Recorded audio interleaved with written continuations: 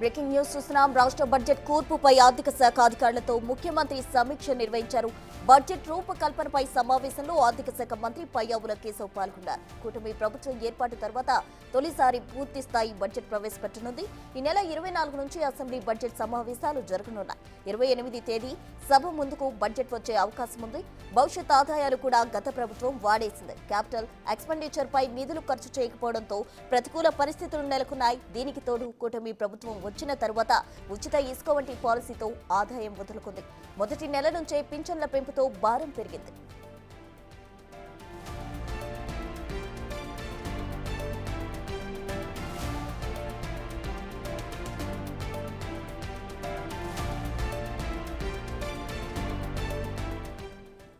రాష్ట్ర బడ్జెట్ కు సంబంధించి సీఎం చంద్రబాబు ఆర్థిక శాఖ అధికారులతో సమీక్ష సమావేశం నిర్వహించారు. పూర్తి డీటెయిల్స్ మా ప్రతినిధి శివ అందిస్తారు. శివ, చూసుకుంటే ఆంధ్రప్రదేశ్ బడ్జెట్ పై సీఎం చంద్రబాబు సమీక్షా సమావేశం నిర్వహించారు. ఈ సమావేశంలో అనేక కీలక అంశాలపై చర్చించారు. ఈ నెల 24వ తేదీ నుంచి బడ్జెట్ సమావేశాలు జరగబోతున్న నేపథ్యంలో 28వ తేదీన బడ్జెట్ అసెంబ్లీలో ప్రవేశపెట్టబోతున్నారు. 24-25 ఆర్థిక సంవత్సరానికి దాదాపుగా 5 నెలల కాలానికి సంబంధించి కూడా 2.90 లక్షల కోట్ల బడ్జెట్ ని ప్రవేశపెట్టారు నవంబర్ లో.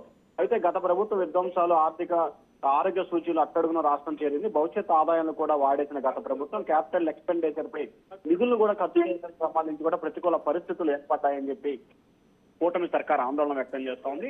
ఈ నేపథ్యంలో అధికారంలోకి వచ్చిన మొదటి నెల నుంచే పింఛన్ పెంపు, అలాగే 2,720 కోట్ల రూపాయల పింఛను, అలాగే దీనితోడు దీపం 2, అన్నా క్యాంటీన్ వంటి పథకాలు, మరొక వైపు ఏడాది నుంచి సూపర్ 6 అమలు చేయాలని చెప్పి ప్రభుత్వం భావిస్తున్న నేపథ్యంలో బడ్జెట్ కి సంబంధించి కసరత్తు చేస్తున్న పరిస్థితి కనిపిస్తుంది. అలాగే ఈ నెల ఎండింగ్ వరకు కూడా దాంతో పాటుగా మార్చి 31వ తేదీ నాటికి కూడా కేంద్రం నుంచి ఎంత వరకు ఎక్కువ స్థాయిలో నిధులు తెచ్చుకుంటే అంతవరకు తెచ్చుకుని ఆ తర్వాత ఆంధ్రప్రదేశ్ లో బడ్జెట్ పై ఫోకస్ పెట్టాలని కూటమి సర్కార్ ఆలోచన చేస్తా ఉంది.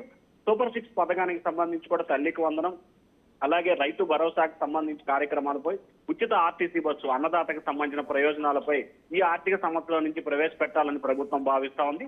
దాంతో పాటుగా పోలవరం ప్రాజెక్టు, రాజధాని నిర్మాణానికి ఎక్కువ నిధులు కేటాయించిన అంశంలో కూడా ఏ రకంగా ముందుకెళ్లాలి అనే దానికి సంబంధించి కూడా సీఎం చంద్రబాబు అధికారులతో సమీక్షా సమావేశం నిర్వహించారు. అలాగే రాష్ట్ర ఆర్థిక స్థితిగతుల నేపథ్యంలో ప్రత్యేక సాయం అందించాలని 16వ ఆర్థిక సంఘానికి సీఎం చంద్రబాబు కోరినట్లు కూడా తెలుస్తా ఉంది. సంక్షేమం ఇస్తూ అభివృద్ధి పనులు కొనసాగిస్తూ ప్రభుత్వం బడ్జెట్ పై కూర్పు చేయాలని చెప్పి కూడా ఆలోచన చేస్తా ఉంది ప్రస్తుతం. Right, thank you Shiva.